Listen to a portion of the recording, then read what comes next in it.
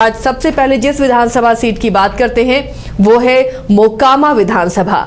मोकामा विधानसभा का नाम लेते ही आपके जहन में सबसे पहले अनंत सिंह आते होंगे। फिलहाल उनकी पत्नी यहां पर काबिज हैं आरजेडी की टिकट पर। इस बार का कैसा चुनाव रहेगा, इस बार क्या मिजाज है, इस पर हम पड़ताल करेंगे, इसकी चर्चा करेंगे। लेकिन उससे पहले मोकामा सीट के मिजाज को जान लेते हैं, इसका इतिहास जान लेते हैं। रंजन जी, अगर मोकामा को स्कैन करते हैं तो मोकामा में बाहुबली के अलावा और क्या नजर आता है? देखिए, मोकामा विधानसभा सीट जिसे आप हॉट सीट कहते हैं, यहाँ का मुकाबला भी हॉट ही हो रहा है। और ख़ास करके अगर इसको आप दो कालखंड में बांट कर देखिए तो जो आप 90s से यहाँ पर देखते हैं तो दबंग नेता, बाहुबली नेता का ही यहाँ पर वर्चस्व रहा है और जीत भी उन्हीं को मिली है। तो 1990 से 2022 तक जितने भी चुनाव हुए उसमें आपको बाहुबली नेताओं का प्रभाव स्पष्ट रूप से दिखता है। देखिए, ये जो मोकामा विधानसभा का क्षेत्र है, छोटे सरकार का क्षेत्र है, मतलब कि अनंत सिंह का क्षेत्र है। छोटे सरकार यहाँ पर अगर आप देखें तो लगभग 35 सालों से जो है उनका राज यहाँ पर चल रहा है। जहाँ 90 और 95 में उनके बड़े भाई दिलीप सिंह मोकामा से चुनाव जीते थे, तो फिर 2005 से उनकी जीत का सिलसिला शुरू हुआ। तो पिछले बाई इलेक्शन में उनकी पत्नी ने भी यहाँ से चुनाव जीता। लेकिन ऐसा नहीं है कि हर वक्त ऐसा ही था।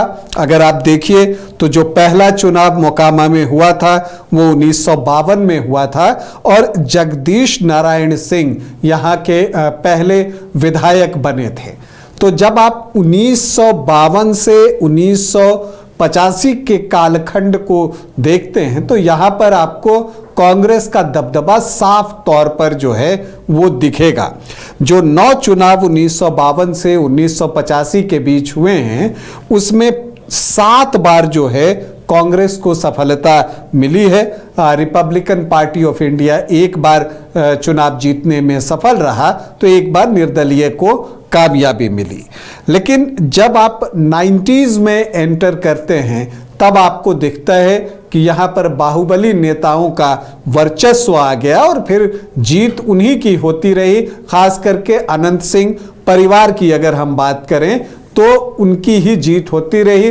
हालांकि साल 2000 में यहाँ से एक और बाहुबली नेता सूरजभान सिंह ने भी जीत हासिल की थी और तब उन्होंने दिलीप सिंह को ही शिकस्त दी थी। तो ये चीज़ें आपको मोकामा विधानसभा क्षेत्र में दिखती हैं। हालांकि अगर इसे आप पार्टी के आधार पर बांट कर देखें तो क्या दिखता है कि यहाँ पर आपको 1990 से 2020 के बीच में जो 9 चुनाव हुए उसमें 7 बार जो है सोशलिस्ट पार्टियां जीती हैं और 2 बार जो है निर्दलीय चुनाव जीते हैं। लेकिन यहाँ पर मुकाबला जेडीयू वर्सेस आरजेडी का देखने को मिला।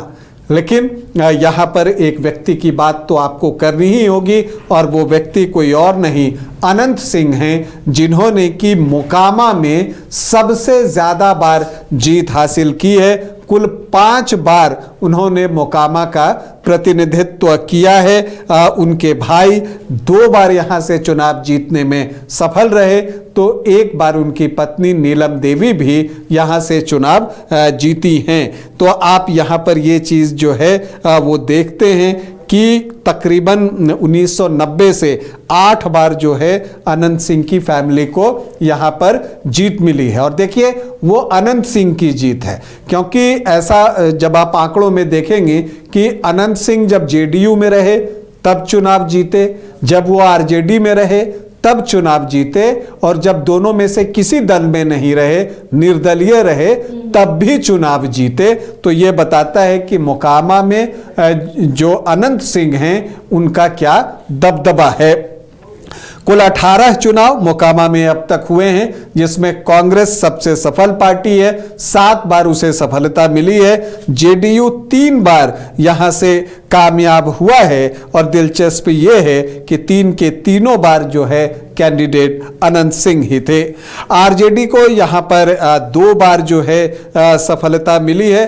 एक बार अनंत सिंह उनके टिकट पर जीते और एक बार उनकी पत्नी नीलम देवी आरजेडी के टिकट पर चुनाव जीती हैं। जनता दल 2 बार यहां से चुनाव जीतने में सफल रहा है। दोनों ही बार दिलीप कुमार सिंह मतलब अनंत सिंह के बड़े भाई जो है वो चुनाव जीते हैं। रिपब्लिकन पार्टी ऑफ इंडिया को एक बार कामयाबी मिली और निर्दलीय जो 3 जीते हैं उसमें एक बार अनंत सिंह और एक बार सूरज भान जो हैं वो यहां से चुनाव जीतने में सफल हुए और 1962 में सरयू नंदन प्रसाद सिंह जो है वो निर्दलीय यहां से चुनाव जीते थे। अब अगर हम यहां के आखिरी 3 चुनावों की बात करें, इनफैक्ट 4 चुनाव हुए हैं 2010 से, जिसमें 3 चुनाव है, एक बाई इलेक्शन है, उसकी चर्चा करें तो 2010 में अनंत सिंह जो है वो जेडीयू के टिकट पर चुनाव लड़ रहे थे। 51,564 वोट उनको आए थे, 44.09% वोट, और उनके सामने सोनम देवी थी जो कि दबंग नेता ललन सिंह की पत्नी हैं। तो इन दोनों के बीच मुकाबला हुआ, दोनों जो है भूमिहार जाति से ही थे। तो इस आमने सामने के मुकाबले में अनंत सिंह को 8,954 वोटों की जीत मिली। 2015 में महागठबंधन बन गया तो आरजेडी, जेडीयू और कांग्रेस एक साथ आपको महागठबंधन में थे, दूसरी तरफ एनडीए यहां पर था। लेकिन अनंत सिंह जो है इनमें से किसी में नहीं थे, ना तो वो एनडीए में थे और वो महागठबंधन से भी निकल गए, जबकि वो जेडीयू के सिटिंग विधायक थे और उन्होंने तय किया कि वो निर्दलीय चुनाव लड़ेंगे। और फिर क्या कुछ हुआ, नीरज कुमार तब महागठबंधन के टिकट पर चुनावी मैदान में उतरे थे जेडीयू की तरफ से। उनको 35,657 वोट आए, 24.66% वोट। यहां पर आप ये देखें कि अनंत सिंह उनको जो है लगभग 54,000 वोट आए, 37.35% वोट, और वो 18,348 वोटों से नीरज कुमार को शिकस्त देने में कामयाब रहे। यहां पर ललन सिंह खुद चुनाव लड़ रहे थे। जैप लोकतांत्रिक के टिकट पर 16,655 वोट उनको आए, 11.52% वोट, और कन्हैया कुमार सिंह एनडीए के प्रत्याशी थे एलजेपी से, उनको आए 15,472 वोट, मतलब 10.7% वोट। लेकिन 2020 में परिस्थितियां बदली तो जेडीयू वापस से जो है एनडीए फोल्डर में आ चुका था। लेकिन अनंत सिंह जो पिछला चुनाव निर्दलीय लड़े थे 2020 में, उन्होंने तय किया कि वो आरजेडी के टिकट पर चुनाव लड़ेंगे और वो लड़े भी, जबकि जेडीयू ने उनके खिलाफ जो है राजीव लोचन नारायण सिंह को चुनावी मैदान में उतारा। एलजेपी ने सुरेश सिंह निषाद को टिकट दिया और फिर एक ट्रायंगुलर फाइट यहां पर होती है जिसमें राजीव लोचन को 42,964 वोट, मतलब लगभग 29% वोट आए। अनंत कुमार सिंह को आए 78,721 वोट, मतलब 52.99% वोट, और सुरेश सिंह निषाद को आए 13,331 वोट, मतलब 9% वोट। तो इस ट्रायंगुलर फाइट में अनंत कुमार सिंह 53% वोट, तो जीत तो कंफर्म थी ही, मार्जिन भी विशाल था। 35,757 वोटों से अनंत सिंह जो है वो राजीव लोचन को शिकस्त देते हैं। लेकिन जब चीजें आगे बढ़ती हैं उस वक्त अनंत सिंह को अपनी विधायकी से इस्तीफा देना पड़ता है और उसके बाद यहां पर 2022 में एक उपचुनाव होता है और तब आरजेडी के टिकट पर अनंत सिंह की पत्नी नीलम देवी चुनावी मैदान में उतरती हैं। तो बीजेपी जो है वो बाहुबली नेता ललन सिंह की पत्नी सोनम देवी को जो है यहां पर चुनावी मैदान में उतार देती है। फिर एक आमने सामने का मुकाबला होता है। नीलम देवी को 79,744 वोट आए, मतलब 53.44% वोट, और सोनम देवी को आए 63,003 वोट, मतलब 42.22% वोट। तो नीलम देवी सोनम देवी को 16,741 वोटों से पराजित करती हैं। दिलचस्प ये कि अनंत सिंह को जो सर्वाधिक मत प्रतिशत मिले वो 53%, 52.99%, लेकिन नीलम देवी को आए 53.44% वोट, तो सबसे ज्यादा मत प्रतिशत उनको यहाँ पर मिला। लेकिन इस बार जो है क्या होगा, ये चीजें अभी से कुछ कुछ स्पष्ट हुई हैं, कुछ चीजें अभी पता नहीं चली हैं। तो जो स्पष्ट हुई हैं उसमें अनंत सिंह ने साफ कर दिया है कि उनकी पत्नी इस बार प्रत्याशी नहीं होंगी। ये बिल्कुल उन्होंने साफ कर दिया है, मतलब नीलम देवी जो है 2025 का चुनाव नहीं लड़ेंगी। लेकिन अब जो सवाल है, एक और बात जो साफ हो रही है वो ये हो रही है कि अनंत सिंह जो हैं छोटे सरकार, वो आरजेडी के टिकट पर भी चुनाव नहीं लड़ने वाले हैं। तो दो ही ऑप्शन बचता है, या तो वो जेडीयू से चुनाव लड़ेंगे या फिर निर्दलीय चुनाव लड़ेंगे, क्योंकि जेडीयू की तरफ से नीरज सिंह जो कि प्रवक्ता हैं उनके, वो भी जो है दावा करते हुए दिख रहे हैं। हालांकि अनंत सिंह की जो है मुलाकात अशोक चौधरी से हुई, फिर ललन सिंह से, राजीव रंजन सिंह ललन सिंह से मुलाकात हुई, नीतीश कुमार के साथ भी मुलाकात हुई, लेकिन मुलाकात हुई, क्या बात हुई ये अभी स्पष्ट नहीं है। इन सब के बीच ललन सिंह, माफ कीजिएगा, अनंत सिंह के जो दो बेटे हैं जो कि विदेश में पढ़ते थे, उनकी जो है वापसी हुई है, और ये भी चर्चा है कि उनमें से किसी को मोकामा से चुनाव लड़ाया जा सकता है। अनंत सिंह खुद चुनाव न लड़ें, अपने बेटे को यहां पर चुनावी अखाड़े में उतार सकते हैं। ये भी एक संभावना बनते हुए दिख रही है। अगर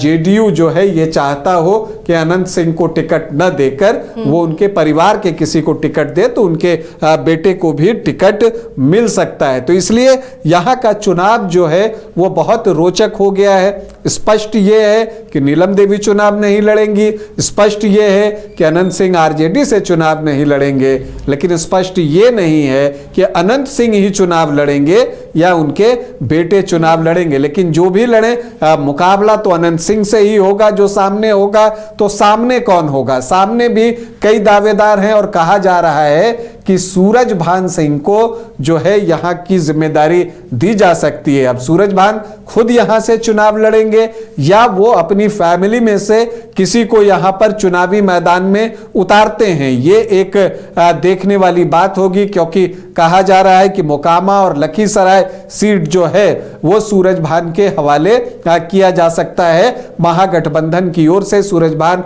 फिलहाल पशुपति पारस की पार्टी में हैं, तो अब वो उतरते हैं। या एक चर्चा ये भी है, पहले थी, मतलब अब तो इन दिनों थोड़ी कम हुई है, कि अशोक महतो जो मुंगेर में ललन सिंह मतलब राजीव रंजन सिंह को टक्कर दे रहे थे लोकसभा चुनाव में, उनकी पत्नी चुनाव लड़ रही थी अनीता देवी, चर्चा ये थी कि यहां पर जो है आपको एक तरफ ललन सिंह होंगे तो अशोक महतो को यहां पर चुनावी मैदान में उतारा जाए, इस बात की चर्चा थी।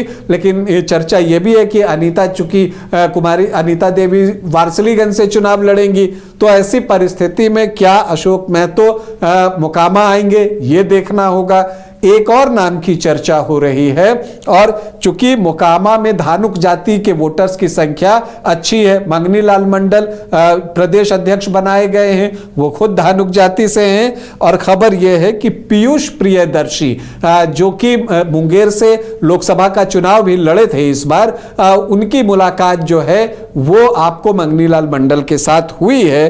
तो ऐसे में क्या मंगनी लाल मंडल ये चाल चल सकते हैं कि भूमिहार के सामने धानुक कैंडिडेट को यहां पर उतारे और चुनाव को और रोचक बनाए? तो यहां का चुनाव उसी दिशा में आगे बढ़ रहा है। अगर हम यहां के जातीय समीकरण को समझने की कोशिश करें, जो कि एक अनुमान पर आधारित है, तो अनुसूचित जाति के वोटर्स 16.7% हैं, मुस्लिम वोटर्स यहां बहुत कम है, 2.3%, यादव 13 से 14% हैं। तो एमवाई का समीकरण बहुत स्ट्रांग बनता हुआ नहीं दिखता है। 15.5 से 16.5% वोट, राजपूत 5 से 5.5%, भूमिहार वोटर्स की संख्या यहां सर्वाधिक है 19 से 21%, ब्राह्मण 2.5 से 3%, तो सामान्य जाति के वोटर जो है वो 26.5 से 28.5% हैं। कुछ लोग भूमिहार की संख्या और ज्यादा बताते हैं, तो उस लिहाज से यह आंकड़ा सामान्य जाति का